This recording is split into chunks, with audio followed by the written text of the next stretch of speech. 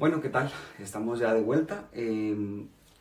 Una vez más, una noche más aquí para platicar y conversar respecto de Hoy va a ser una platicada con Daniel Fernández de UFM Market Trends, donde vamos a tratar de encontrar, o más bien que Daniel nos muestre, un camino para poder salir de la crisis que genera el coronavirus, la crisis económica que ya estamos enfrentando. Vamos a esperar que Daniel se conecte. Mientras tanto, a quienes nos están viendo a través de mi página de Facebook, pues les invito a darle like a la página, y a quienes van por el canal de YouTube, pues a suscribirse y a darle, a activar a las notificaciones para que cada vez que suba un video nuevo les informe la página y que podamos seguir conversando. Daniel, te va a aparecer ahora una banda roja, solo hay que picarle ahí a la bandita y ya ingresa a la conversación. Ya está con nosotros en el chat Daniel. Vamos a hablar justamente de esto, del análisis que se ha hecho por medio de UFM Market Trends, de cómo poder enfrentar la crisis económica. Ya viene Daniel, vamos a ver. Y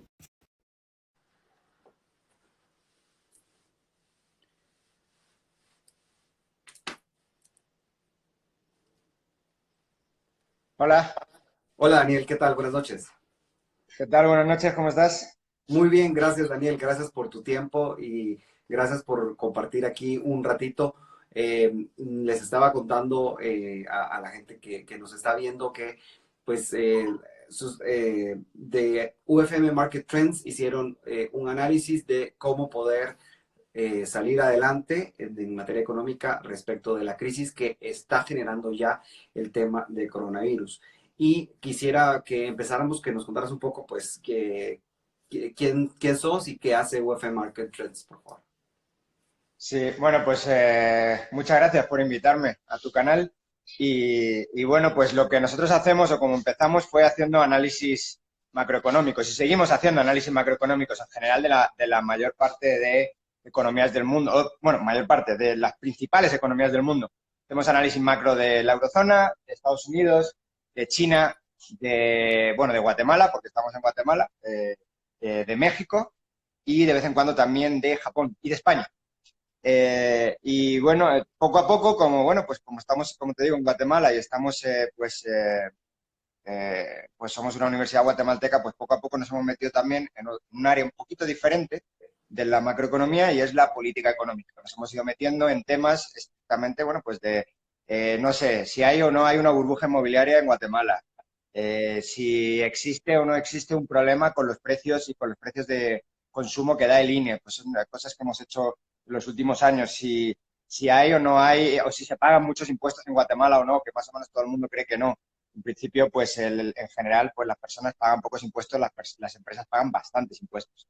Y bueno, no sé, este tipo de cosas. Y pues evidentemente con todo lo que está pasando ahora, pues no podíamos dejar sin analizar también cuál es el impacto en la economía de Guatemala de, bueno, de la recesión que viene a nivel mundial y también de la recesión que se está generando internamente en Guatemala, porque tenemos un impacto externo de economía que va a estar, de economía mundial que va a ser un desastre y un impacto interno del parón productivo que estamos viviendo todos estos días. Ya en el ya cortísimo plazo, las remesas ya bajaron 40%. Eso quiere decir que mucha gente que vive de lo que le mandan sus familiares en Estados Unidos, pues ya está reduciéndose esa cantidad de dinero y otras cosas más, ¿no? O sea, ya están habiendo despidos, ya están habiendo empresas que están cerrando, no necesariamente las más grandes. Justamente hablábamos con Diego de León de la Asociación de Emprendedores de Guatemala, que digamos muchísima de esta gente que es antiempresa, ¿no? Antiempresario, y ¿no? Te hablan siempre de las grandes empresas, pero generalmente las grandes empresas tienen un colchón financiero que les podrá permitir aguantar un poco más que las pequeñas y medianas empresas. Entonces, Daniel, ¿qué se viene para Guatemala y cuál es la salida? Bueno, nosotros lo que todavía es muy pronto para dar cifras y las cifras que tenemos son casi siempre anecdóticas. Ya sabemos que se está cayendo la economía, lo que no sabemos todavía es cuánto. Nadie sabe cuánto, ni siquiera el Vanguard sabe todavía cuánto. Podemos tener una idea, como tú dices, pues uno va hablando a veces con con empresarios y te van diciendo, estoy con el agua al cuello, no aguanto, no aguanto, no aguanto, si esto sigue así, hecho el cierre. Es verdad que las empresas pequeñas son las primeras afectadas porque usualmente son financieramente más débiles, tienen más deuda para el patrimonio que tienen o tienen más o están más agobiadas por los pagos de esa deuda. Pero las empresas grandes tampoco pueden soportar esta situación. O sea, esto es algo que no es como ayer decía en Canal Antigua, creo que era, Yamatei. Bueno, pero es una mala quincena. No pasa nada, una mala quincena. Habéis tenido muchas buenas quincenas. No es una mala quincena, es una quincena horrible porque los ingresos han sido cero o cercanos a cero para la mayor parte de empresas. Entonces sabemos que las empresas pequeñas con ingresos cero se mueren en un par de semanas. Y las empresas un poquito más grandes, pues con ingreso cero, a lo mejor algunas de ellas aguantan un poco más, pero vamos, más allá de 2 o 3 meses se va a morir la mitad de la economía y lo sabemos. Entonces, a ver cuánto tiempo van a cerrar la economía porque a partir de un mes, pues ya estamos viendo despidos y a partir de un mes vamos a ver despidos masivos, como ya están pasando, por ejemplo, en Europa. Tenemos lugares con mercados financieros ultra eficientes, como puede ser Noruega, que no ha tenido, me parece, desde la Segunda Guerra Mundial, no ha tenido un desempleo mayor al 10%, ahora mismo está en el 11% y estaba hace un mes en el 3%. Eso es una barbaridad, triplicado, más que triplicado, casi cuadruplicado el desempleo. En mi país, en España, tampoco hay demasiadas cifras todavía de desempleo, pero ya sabemos que también es un desastre completo. La gente que se apunta al desempleo, que es una pequeña fracción de todos los que se quedan en desempleo, está creciendo exponencialmente. En Estados Unidos has tenido la peor semana desde que se toman cifras. Hay 3 millones de solicitudes de desempleo. La peor semana. O sea, no, en la crisis de 2008 no fue ni por asomo tan problemática como ha sido esta última semana. Entonces, bueno, lo que tienes es, ya todo lo que indica es que viene una recesión mundial, que viene una recesión también en Guatemala. En Guatemala nosotros hemos hecho un trabajo que es con la demanda de energía eléctrica. Hemos estimado cuál es la demanda de energía eléctrica de empresas y hemos visto cuánto se ha caído la demanda de energía eléctrica de empresas con respecto a febrero, que en febrero pues fue un mes de producción normal.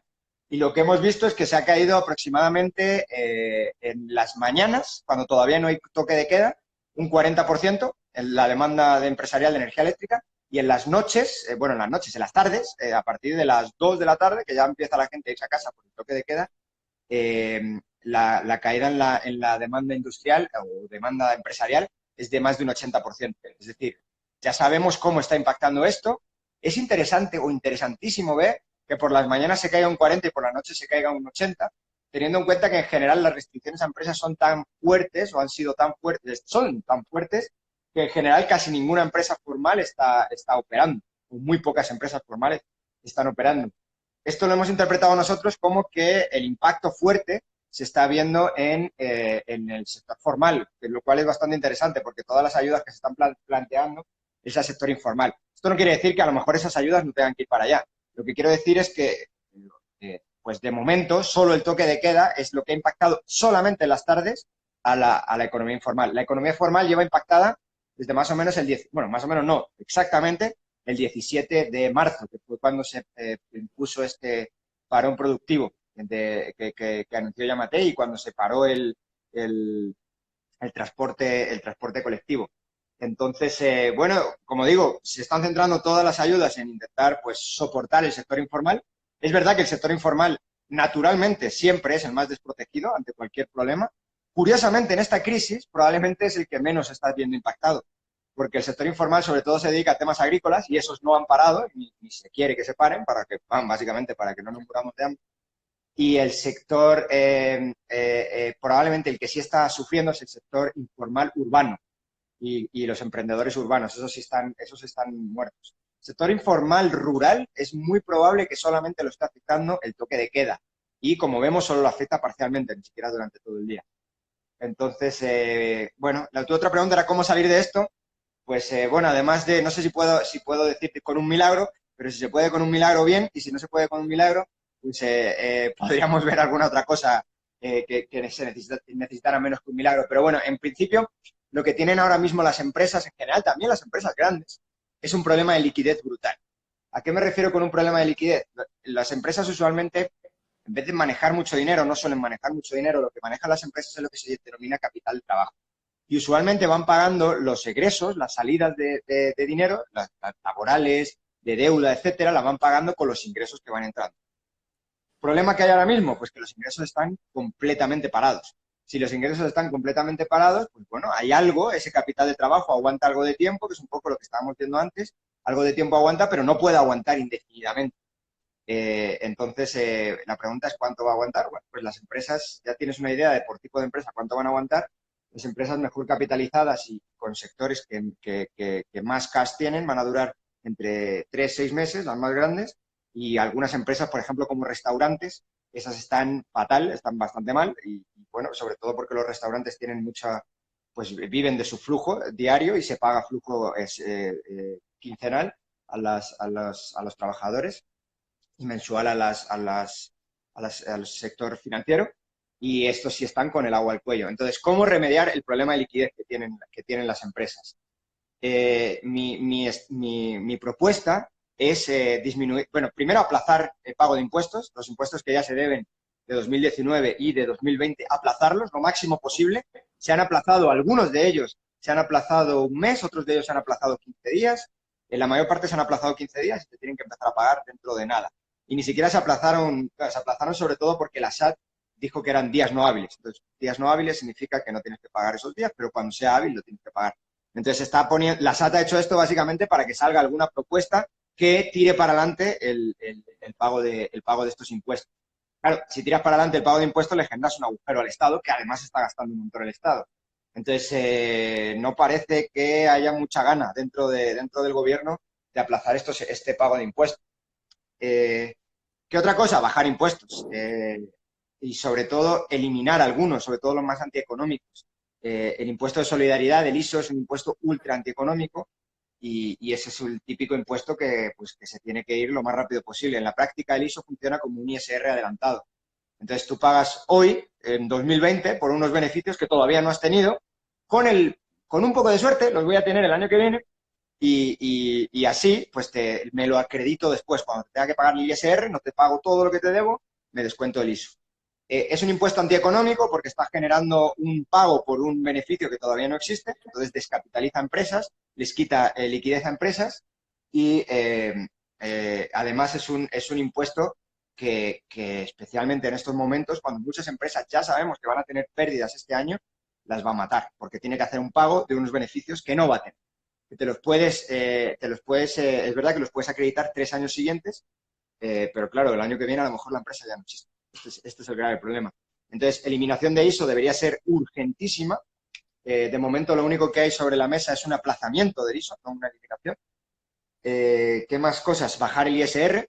Nosotros hemos propuesto en FM Market 3, bueno, con Olaf, que es otro profesor de la Marroquín, hemos propuesto bajar el ISR al 15%, especialmente en estos momentos en los que las empresas están con el agua al cuello, el ISR de utilidades al 15%, y bajarlo todavía más al 5% para aquellas empresas que mantengan al menos el 90% de planilla.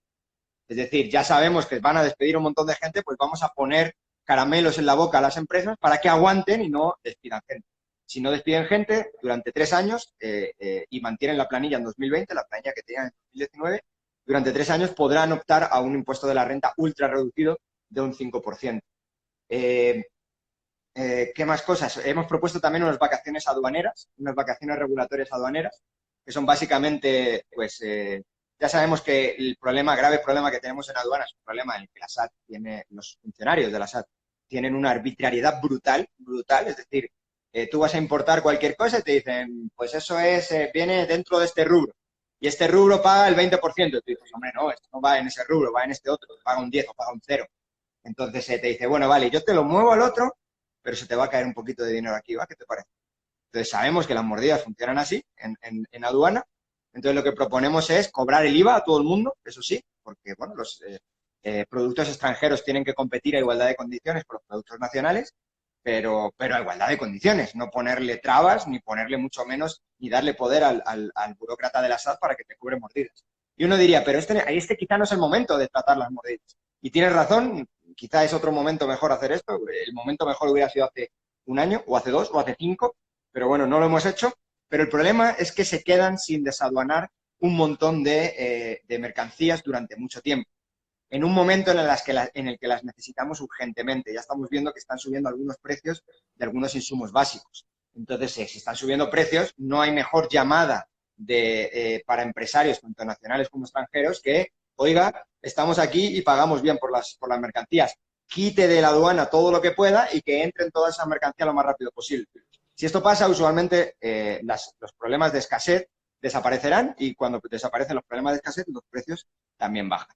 Entonces, lo que hemos propuesto es durante un año unas vacaciones regulatorias aduaneras, aunque, bajo mi punto de vista, esto debería ser totalmente permanente.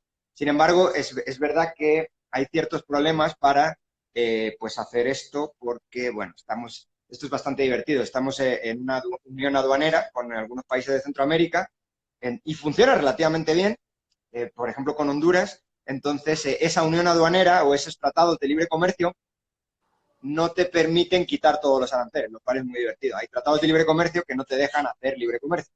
Pero desde ese punto de vista, bueno, supongo que una situación de emergencia podría justificar esto. Pero el caso es que ya más de un abogado nos ha dicho que, pues, que es bastante complicado. Han surgido ¿Qué más? ciertas propuestas, ¿no? O sea, ha habido una discusión medianamente profunda, creo, en el Congreso de la República respecto de precios tope. La teoría y, digamos, el discurso que llevaron ciertos diputados era el precio del maíz está subiendo, hay que evitar que se siga acaparando, hay que evitar que sigan subiendo los precios porque la gente necesita maíz, porque la gente necesita que es un producto de consumo de primera necesidad.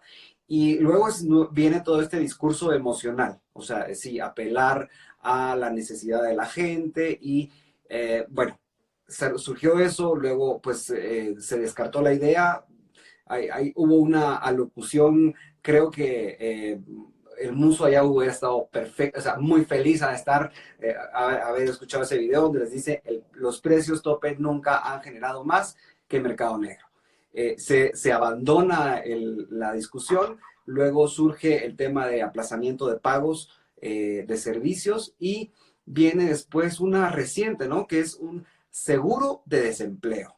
Y como sos español, seguramente te lo conoces perfecto, ¿no? ¿Qué es lo que genera el seguro de desempleo? Bueno, sobre los precios tope hay que comentar que están en la ley, que sí se han aprobado. Están en la ley que salió hoy o ayer, creo, en el Diario de Centroamérica, que es una ley que se firmó, pues aquí estamos hoy, a 2 de abril, déjame ver el calendario, se firmó, creo que fue el 23, 24, no sé, por ahí. O sea, hace más o menos un par de semanas. Esta ley ha sido refrendada por el presidente y está en el Diario de Centroamérica. Y el primer artículo o el segundo artículo de la ley es control de precios. Así, control de precios, y lo están haciendo, control de precios de insumos de canasta básica y control de precios de insumos sanitarios, que sobre todo se están refiriendo a mascarillas, jabones, geles y estas cosas. Por lo tanto, bueno, como ya la verdad que tú lo has explicado mejor que yo, los precios máximos provocan dos cosas. Una, desabastecimiento, y otra, mercado negro. Y lo sabemos. Lo que podían haber hecho es firmar esta ley y como se pasan un montón de veces en Guatemala 1000 leyes, pues que no lo hubieran hecho el enforcement de la ley. Es decir, que no hubieran evitado hacerlo. Pero no. El Ministerio de Economía está día sí, día también, además lo presume en sus redes sociales, está día sí, día también metido en el mercado y van a los mercados pues simplemente casi a extorsionar. Bueno, no sé si una extorsión es demasiado fuerte, pero vamos, van a molestar a comerciantes. Y a los comerciantes, los pobres, muchas veces lo único que dicen es, oiga, a mí el productor me está cobrando más, ¿yo qué quiere que haga? Si no lo repercuto, yo pierdo dinero y no se vende esto. ¿Quiere que lo baje de precio? No lo vende. Entonces, lo siguiente que van a hacer es irse a los productores y ponerles un precio tope. Entonces, los productores van a dejar de producir. Y cuando dejen de producir, va a pasar un desabastecimiento en los mercados formales. Lo sabemos, es que lo sabemos, porque hay 1000 ejemplos históricos de esto. Y después del desabastecimiento va a pasar a un mercado negro. Todos esos productores, algunos de ellos, se meterán al mercado negro. Para que veas cómo van en serio, esta gente del Ministerio de Economía han detenido, y presumen ellos, de haber detenido a 2 personas por especulación en maíz. Es que da dolor de oídos escuchar que puedes especular en maíz y que te pueden detener por esto. Entonces, ojo, porque los precios máximos les están haciendo el enforcement y vamos a tener escasez en estos, seguro, vamos a tener escasez en estos productos. Y perdón que me haces una pregunta y te contesto otra, pero ahora te contesto explícitamente a la pregunta y es que cuál es el efecto de un seguro de desempleo. Mira, la forma de entenderlo esto más sencilla es el Estado a todo lo que le pone un impuesto lo desincentiva y a todo lo que da un subsidio lo incentiva. Entonces, ¿tú qué quieres? ¿Quieres no tener trabajo? Ponle un impuesto al trabajo. ¿Quieres no tener empresas? Ponles impuesto a las empresas. ¿Quieres no tener tabaco? Ponle un impuesto al tabaco. Por ejemplo, esto sí lo hacen bastante bien. Dice, no nos gusta que la gente fume, hay que desincentivarlo, ahí le ponemos un impuesto. Y ahí se lo aprenden muy bien. Quiero desincentivar que la gente, no sé, pues se beba, pues le ponemos un impuesto especial a la bebida. Los sin taxes, que se llaman, ¿no? Y quiero, pero para la actividad económica eso no se lo aprende. Entonces, le quiero poner un impuesto a las empresas. Pues vas a tener menos empresas, seguro, vamos. Pues con esto, con el desempleo es exactamente lo mismo. Si le pones un subsidio y cualquier cosa que subsidies vas a tener más de eso, pues vas a tener más desempleo. Entonces, subsidias el desempleo, pues vas a tener más desempleo, seguro. Si le pagas a la gente por no trabajar, va a no trabajar. Esto pasa. Entonces, lo que nosotros hemos propuesto para evitar el problema y lo que estamos proponiendo, aunque todavía no hemos hecho la propuesta formal, vamos, yo estoy trabajando en esto ahora. Antes de que me llamaras estaba justo trabajando en la propuesta. Estamos haciendo una propuesta para que el ICS pague a los trabajadores formales durante el tiempo, pague parte del salario a los trabajadores formales durante el tiempo que no pueden estar trabajando. Porque, bueno, creemos además que es de justicia que en esta crisis, que claramente se están cortando los ingresos de todas las empresas, pues el ICS, que es el que está recogiendo mucha parte de los beneficios de esas empresas en forma de cotizaciones sociales para proteger a los trabajadores, pues para evitar que se despida a los trabajadores, un tercio lo pague el ICS, otro tercio lo siga pagando el empresario, con la condición de que no lo despida cuando se pase la condición esta de, perdón,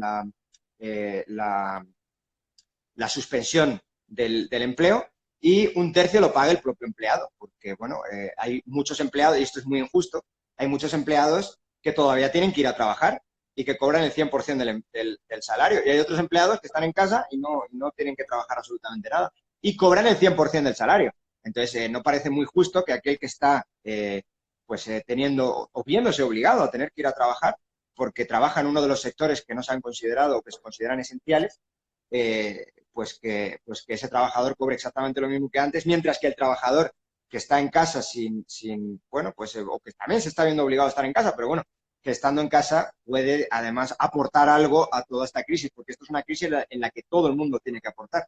Si al final el trabajador dice, pues yo estoy aquí muy bien en casa, a mí que me paguen el salario entero, pues un poco lo que estábamos hablando antes, tengo muy poco incentivo a querer volver o a apoyar medidas de reactivación económica, de vuelta paulatina a la normalización productiva, siempre y cuando se tengan las medidas sanitarias correctas, se haya separación, distancia social, mascarillas, guantes y lo que sea necesario para que el virus no se expanda. Sí, pero normalización productiva. Y el trabajador también tiene que poner de su parte para esto. Y además, y por último, es que el trabajador también tiene mucho menos costes ahora mismo, porque no es lo mismo quedarte en casa que tener los costes que desplazarte al lugar, que buscar comida o alojamiento en casos más extremos, pero bueno, sobre todo buscar comida en el lugar, y estos son un coste que ahora mismo no se está teniendo. Entonces, si lo miras así, es que para algunos trabajadores esto es hasta un negocio, porque se están viendo recortados sus costes y sus ingresos siguen exactamente igual, mientras su empresa está muriendo. Y lo que a veces algunos no entienden es que, pues a lo mejor tú puedes estar muy a gusto en una primera fase de esta crisis, pero si esto se prolonga y se prolonga suficiente tiempo, te vas a quedar sin empleo. Y cuando te quedes sin empleo ya no vas a estar tan a gusto. Entonces, creemos que hay que arrimar el hombro, que tiene que arrimar el hombro todo el mundo. El ICS lo tiene que arrimar porque además tiene un montón de fondos y se le da para estos casos. Está para casos de emergencia, y esto es una emergencia.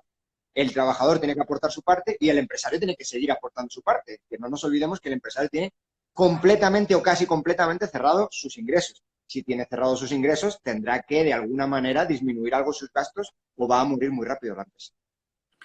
Um, digamos, mucha gente dice, no, es que el tema de salud es prioritario. Sí, en efecto, el tema de salud es prioritario. Y supongamos que se logra contener y solucionar el tema de la transmisión en Guatemala y nos podemos declarar un país libre de coronavirus en 2 meses. ¿Qué va a pasar después? Ok, vamos a seguir con las fronteras cerradas, vamos a seguir con la frontera terrestre que seguramente por ahí se cuela todo el mundo, pero digamos que está cerrada y la vamos a abrir. El aeropuerto el transporte aéreo genera 1% del PIB nacional. O sea, solo allí es una gran cantidad de recursos que se generan para el país. Lo vamos a seguir teniendo cerrado. Eh, a lo que voy es que esto no puede ser para siempre. O sea, las medidas de contención, pues aunque nos declaremos 100% libres de coronavirus, México está bastante más atrasado que Guatemala tomando precauciones respecto de este tema. Estados Unidos va como medio medio. El Salvador es un show. O sea, nuestros vecinos, nuestros vecinos de verdad que están totalmente distintos que Guatemala. Por eso es que hay que pensar en la economía. Por eso es que hay que pensar en qué va a pasar después y cómo vamos a enfrentar este tema. Me gustaría que nos contaras un poco qué crees que ha hecho bien el gobierno de la República, el Congreso, para afrontar esta crisis y qué debería de mejorar. Bueno, yo creo que las medidas así fuertes las ha tomado relativamente rápido y parece que bueno, que al final yo te tengo que dar una opinión sobre un tema que no soy experto, que es epidemiología. Entonces, casi soy más un usuario de información que creador, pero bueno, parece que algunas medidas que funcionan relativamente bien, como la de cerrar aeropuertos tempranamente, las ha hecho muy rápido. La de cerrar la economía completamente o casi completamente es la opción que uno puede llamar nuclear. Eso es una acción de pulso el botón y lo pulso una vez, porque a la siguiente vez ya no puedo pulsarlo, porque ya se me va a morir la gente de hambre. Entonces, no sé si esa medida la ha tomado demasiado rápido. Yo usualmente cuando escucho a Yamatei, también porque tampoco sé nada de medicina, pero eh, eh, cuando escucho a Yamatei en temas de medicina, pues digo, pues este tipo sabe un montón y de verdad que da gusto escucharlo. En comparación cuando escucho pues, a los expertos de España, que no son expertos, que el ministro de Sanidad es un filósofo. Entonces, no tiene ni puñetera idea de medicina. Pero nada, nada, no sabe nada. Eso pues ahí sabe y se ve que sabe y uno pues dice, pues qué bien. Cuando habla de economía, pues a lo mejor podía dejar pues asesorarse un poco más, porque ahí sí que tiene poca idea o muy poca. Y no sé si la gente que tiene alrededor pues, sabe más, porque las cosas que él dice también son muchas veces barbaridades. Entonces parece que desde el punto de vista Yo creo epidemiológico, que uno de sus viceministros de Economía es una persona con bastante conocimiento del tema, así que no sé qué tanto le estoy dejando actuar, pero esperemos que lo deje actuar. puede ser eso, sí, no sé, el vice probablemente sabe mucho más de economía que él. En el Mineco, no sé si eso a lo que te refieres tú, regular. ¿No? Pero, no sé si son a las que te refieres o no, pero bueno, yo ahí lo suelto. En cualquier caso, eh, eh, ¿qué se puede mejorar o qué puede empezar a hacer? Lo que hizo la semana del parón, que fue muy, muy extraña, la semana del 17 y 16, que empieza el 16 de marzo, fue una semana muy extraña, porque dijo que iba a haber un parón productivo, luego que no, luego puso unas medidas sanitarias fuertes, dijo que el transporte público no. Probablemente, si no hubiera sido por todo ese jaleo que tenían entre ahora sí, ahora no, qué tipos de empresas sí, qué tipo de empresas no, está en la web del ministerio, el ministerio se cayó la web, entonces no se podía ver, no sabía si podía abrir la empresa. Todavía peor, uno de los viceministros, que espero que no sea que tú te estás refiriendo, llegó a pegar una patada en la puerta literalmente a una empresa con un show mediático horrible, horrible, que ahí pues uno pues ve también pues quizá los rasgos de psicopatía que puede tener a algunas personas, que les gusta, cómo les gusta el poder y cómo les gusta entrar y pegar una patada en la puerta a las empresas. Eh, Quitando eso, esas medidas podrían haber sido muy positivas. Porque, ¿qué estaban proponiendo? Estaban proponiendo lo siguiente. Hay algunas áreas que están diciendo, ahí no porque son áreas de contagio masivo. Vale, genial, se puede entender. Pero hay otras empresas que con una inversión extra, por ejemplo, pues las maquilas, se pueden separar las maquilas unas de otras, se pueden obligar a utilizar las propias mascarillas. Eh, eh, ¿Cómo se llama? En los call centers exactamente igual. Podías decir, bueno, es que están muy juntos. Es verdad, es que están muy juntos. Venga, pues pongamos unas medidas que hagamos que uno sí, uno no, o que se separen más. Las medidas que diga que sean lógicas. O sea, yo no las sé, porque como te digo, no sé de epidemias. Pero probablemente habrá expertos, o debería haber expertos en Guatemala, que estas cosas las sepan. Entonces, que ellos digan, estas medidas son las que minimizan con casi completamente la extensión del virus. Pues que sean esas medidas las que se obligan a las empresas, que van a estar encantadas de hacerlas versus estar cerradas. Esa idea era buenísima. Una semana más tarde ya dijo, no, ya vamos a cerrarlas todas y que abra es lo que, las tonterías estas que ha dicho, que es la doña Chonita y todas esas estupideces, y que cierre todo el mundo, que básicamente que cierre todo el sector formal. Es lo que ha terminado haciendo, y un toque de queda. Entonces, bueno, al final uno tiene que ver que están planteando una dicotomía falsa. El propio gobierno probablemente se está moviendo en una dicotomía falsa, que no es vidas versus economía, que no es sanidad versus economía, que son vidas versus vidas. Vidas porque se pierdan por el coronavirus, si no haces absolutamente nada, pues nos vamos a contagiar y mucha gente va a morir, pero la economía va a funcionar. Si cierras completamente la economía, lo que va a pasar es que va a haber gente que muera de hambre. Pues hay ciertos ahorros y una vez que se acaban los ahorros de aquí, se acabaron y cuando se acaben, ¿qué pasa? Pues tendremos que empezar a matarnos por la comida que haya, por lo tanto eso es gravísimo. Y entre medias tiene que haber alguna solución. Entre medias no puede ser que muramos de hambre porque la economía esté completamente parada, ni que muramos por epidemia porque no hayamos hecho absolutamente nada. Entre medias están todas esas medidas que estaban bien pensadas y no hubiera sido probablemente por el jaleo que se generó en el corto plazo, que eran las medidas de produzcamos con las medidas de seguridad más estrictas posibles, en las que evitemos el contagio. Ya sabemos, aparte lo sabemos por otros países, por Corea, que no tuvo que hacer estas cosas, que las medidas de distanciamiento social funcionan y funcionan muy bien, y las medidas de concienciación. Yo no sé si tú lo habrás visto así, pero las veces que yo he tenido que ir a medios de comunicación o lo que sea, he visto que la gente está súper concienciada, que es que va a un ascensor y lo toca con el codo, es que va con mascarillas, es que van con guantes. Entonces, oye, es que si empiezas a hacer esas cosas y te lavas mucho las manos, pues al final la extensión del virus la frenas muchísimo, sin necesidad de tener que matar de hambre a la mitad de la población. Por lo tanto, como digo, es una dicotomía falsa. Esto no es economía y bueno, ya la economía ya nos recuperaremos y ya funcionaremos en el futuro y no importa porque hay que salvar vidas. No, no, no, son vidas por epidemia versus vidas por hambre.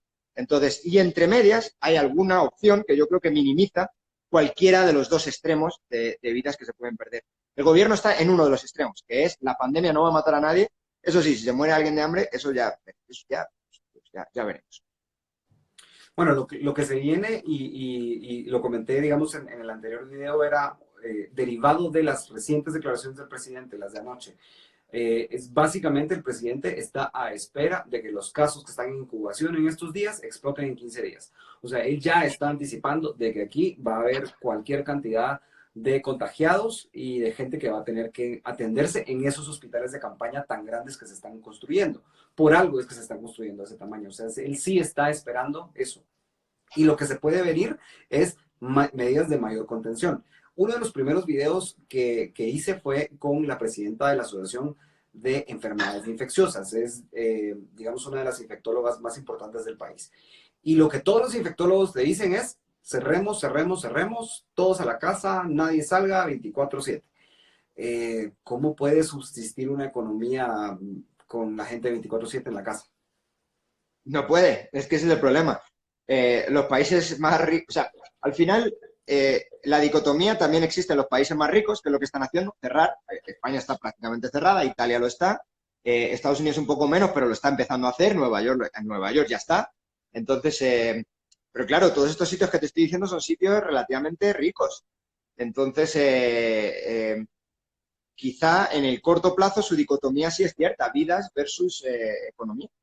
Y tienen mucho más, o sea, como tienen un capital invertido muy grande, tienen unas reservas de riqueza relativamente amplias, se pueden permitir estos lujos. También son sitios donde, precisamente por ser más ricos, tienen más contacto, y al tener más contacto, la parte de extensión del virus ha sido brutal. Nosotros en ese caso somos afortunados, porque como tenemos, o sea, el aeropuerto es muy pequeño, hay poco intercambio comercial, pues al final en España pasa lo mismo, en Extremadura hay pocos casos, que es un sitio relativamente pobre dentro de España, y en Madrid y en Cataluña es donde hay más casos, que son los sitios ricos de España. Entonces nosotros en ese sentido hemos tenido suerte. Ahora, entiendo a la gente, a los infectólogos que tú comentabas, o sea, pues sí, te encierras, pero para encerrarte tienes que ser lo suficientemente rico, tener suficientemente reservas como para que te encierres y no te pase nada. Es decir, cuando tú eres un médico, y los médicos viven relativamente bien en todas partes del mundo. Nunca son millonarios en ninguna parte del mundo, pero viven bien en todas partes del mundo. Supongo que ellos están extendiendo la situación suya, o la situación en la que puedes vivir tú, o la que puedo vivir yo, al resto de Guatemala. Y es que resulta que el resto de Guatemala, por desgracia, no viven como puede vivir el infectólogo, como vives tú, como vivo yo. El resto de Guatemala se tiene que encerrar en una casa con una familia, en una casa con unas comodidades que no son las que disfrutamos tú y yo, con una renta completamente o con unos ahorros prácticamente nulos, sin capacidad de hacer compras extra, en unos momentos en los que están subiendo los precios y los que además el Ministerio de Economía está haciendo todo lo posible porque haya desabastecimiento, como hemos hablado antes. Entonces, esa gente, ¿cómo se va a hacer en casa? Y esa gente, cómo va a poder vivir tanto tiempo sin, vamos a encerrarnos un mes sin ingresos? Pues tú te encierras o yo me encierro un mes sin ingresos, vamos a hacer un súper grande y pues venga, pues aguantar un mes. Pero no todo el mundo puede hacer ese lujo. En general, en España, todo el mundo puede hacer ese lujo. En general, en Estados Unidos, todo el mundo puede hacer ese lujo. En Guatemala lo tengo mucho más, no lo tengo tan claro. Entonces, podemos ver, pues, sobre todo en ciudades, porque como te digo, son los que más están sufriendo. Probablemente el sector informal de la ciudad y empresas formales. Podemos ver problemas graves de hambre. Bueno, supongo que es una de las causas por las cuales están haciendo préstamos millonarios en el Congreso para dar de comer a la gente. Pero bueno, eso supongo que es otra historia. Miguel pregunta, ¿qué piensas de la ley de los 100 años de inversión y empleo? Me la he leído hoy justo, así que mira, la tengo fresquita. Es una ley con un preámbulo increíble, con una exposición de motivos muy buena. Es decir, están proponiendo algo que tiene todo el sentido del mundo. Creo que la ley, desde el punto de vista del aspecto más técnico de la ley, mira que yo tampoco es que sea abogado, pero me puedo dar cuenta cuando tiene alguna carencia, creo que tiene alguna carencia, creo que tiene algunos, pues cosas que mejorar. En general, la idea de la ley es muy buena. La idea de la ley, básicamente, es somos país pobre, oye, si aquí no damos algún incentivo muy fuerte a que venga inversión, no va a venir. Entonces, creo que la ley es buena. La ley genera algunos problemas con los cuales no sé si estoy tan de acuerdo, que es, por ejemplo, excluye a toda industria. Primero, solo para la industria, por lo que yo he leído. Y segundo, es solamente para aquella industria que nueva. Si ya hay industria aquí, pues bueno. Entonces, claro, a mí, como desde el punto de vista puramente de eficiencia económica, me duele y me parece un privilegio darle a alguien algo que no lo puede tener el de enfrente. Entonces, mejor quitar impuestos completamente a todo el mundo, yo casi vería generar un panorama mucho más amigable a todas las empresas, sean extranjeras o sean nacionales. Igual que he dicho antes que en la aduana no hay que cobrar aranceles para no dar privilegio a los productos nacionales, pero tampoco hay que quitar el IVA para no dar privilegio a los productos extranjeros, creo que Guatemala se puede convertir en un lugar muy bueno para hacer negocios, simple y llanamente cambiando unas cuantas leyes y unos cuantos impuestos y hacerlos atractivos para todo el mundo, no solamente para unos pocos. Claro, es un poco la lógica de si no le podés dar un incentivo, quítale el desincentivo. Justo eso estábamos conversando hace un momento en un chat también sobre esta misma ley y fue esa la misma observación. O sea, la ley genera unos incentivos, más bien quita desincentivos a industrias nuevas. Al final, lo que podría llegar a ocurrir es ok, yo tengo mi industria, llevo 40, 60 años operando en Guatemala con todas las reglas que me han puesto y las he aguantado, pues a una quiebra falsa y a una nueva, y pues eso es lo que pasaría, ¿no? O sea, claro, no es lo ideal, pero porque lo ideal es quitarlos todos y todos iguales en Sí. igualdad de derechos, ¿no? Y obligaciones. La ley establece unas sanciones bien fuertes para el que se salte la ley. Entonces, Entonces ya mi teoría ya no y lo pone funciona. bien claro, y son unas sanciones millonarias, en dólares. Entonces, no sé si eso se puede considerar lo que los abogados llaman un fraude de ley. Estás haciéndote trampas al solitario, y lo sabes. Entonces, y aparte, bueno, las empresas también tienen un pasivo laboral a veces muy fuerte, que a lo mejor ya no compensa tampoco hacer eso. Entonces, no sé. Y te No sé. salen mejor zonas especiales, zonas francas o algo por el estilo, más que algo Estamos en las progresivo. mismas. La zona franca, bueno, la mejor zona franca que existe es descentralizar completamente Guatemala. Que si alguien en Quiché quiere poner unas mejores normas para que vayan empresas, que vayan. Que alguien en San Marcos quiere ponerlas, que las pongan. Que las quieren poner peores, pues irán todas las empresas de allí. La gente de San Marcos se tendrá que ir a otro lugar de Guatemala. Ese es el modelo de desarrollo chino. Así se desarrolló China desde mediados de los años 80 y sobre todo a partir de los años 90 les cogió a sus regiones y les dijo, mira, Yo ya estoy harto de aquí de centralizarlo todo, por eso es una economía que se dice que es comunista, pero que tiene de comunista economía, luego en otros países sí, en economía tiene comunista exactamente cero. Entonces, agarra a cada región y en vez de hacerle una zona franca, cada región que ponga como si fuera una zona franca la propia región. Que no apliquen las leyes laborales, que cada una tenga su ley laboral, que cada una tenga su ley fiscal, que cada una tenga su ley de cualquier otro tipo de inversión extranjera o lo que sea, y que no tenga que estar todo centralizado en Guatemala, que además eso genera pues creo que graves problemas de otro punto de vista, vamos, de problemas que hay con que si con desarrollos de hidráulicas, de mineras, de lo que sea, es que no se queda aquí todo. Bueno, sí, va, hecho, hazlo tú. Te quieres, pero luego no pidas absolutamente nada. Tú quieres echar a patadas a la minera, échala. Si la minera deja impuestos, te lo va a dejar a ti. Si no deja impuestos, te lo va a quitar a ti. Pero hazlo tú. Luego no digas, es que en la ciudad se lo quedan todo. Y ni viceversa. Es que estos están todo el día poniendo bombas en la energía hidráulica. Pues esos problemas automáticamente, o no sé si automáticamente, pero vamos, disminuirían muchísimo. Entonces, esa es la mejor ley que puede haber de zona franca. Una descentralización administrativa brutal. Que cada departamento, incluso más abajo del departamento, pero bueno, en principio cada departamento de Guatemala pudiera hacer su propia ley de zona franca y que aplicaran las leyes laborales o lo que fuere completamente descentralizadas. Así que el Estado de Guatemala se quedará para lo típico que tiene que hacer un Estado, que básicamente es dar seguridad, un ejército, dar policía y dar un ministerio fiscal y jueces bueno, sí, jueces, sí, Bueno, Daniel, muchísimas gracias. Yo espero que después de esta crisis, la gente en general, de hecho, quizás una buena parte de la gente que tiene el poder de decisión, entienda que los gobiernos se financian con impuestos y los impuestos vienen de la actividad productiva que generan los ciudadanos. Entonces, eso es bien importante porque ahorita se nos va a caer la actividad productiva y pues los que están trabajando en el Estado también podrían enfrentar un problema en el mediano plazo. O sea, tampoco es tan seguro lo que está pasando. Y de hecho ya hay instituciones del Estado donde han habido despidos masivos en varias de las dependencias. Muchísimas gracias, Daniel, por la plática. El documento del que hablamos hoy está disponible en la página de UFM Market Trends. En las redes sociales que tienen, ¿cuáles son? Twitter y Facebook, básicamente. Sí. Ok, No listo. utilizamos Entonces, mucho Instagram, demasiado moderno para nosotros. pues en Twitter y Instagram de UFM Market Trends van a encontrar este documento del cual nos habló a detalle hoy Daniel y que esperamos pues llegue a las manos de algunas de nuestras autoridades y puedan tomarlo en consideración, sobre todo por lo que viene. Muchísimas gracias por tu tiempo. La entrevista de hoy la pueden ver el día de mañana en Facebook y en YouTube para que la puedan compartir a las personas que ustedes creen que les puede interesar. El día de mañana, en la noche, está con nosotros el alcalde de Santa Catarina Pinula, Sebastián Ciero, que nos va a contar un poco qué es lo que está haciendo en Santa Catarina Pinula. Muchas gracias, Daniel. Buenas noches. Nos vemos, muchas gracias a ti. Hasta luego.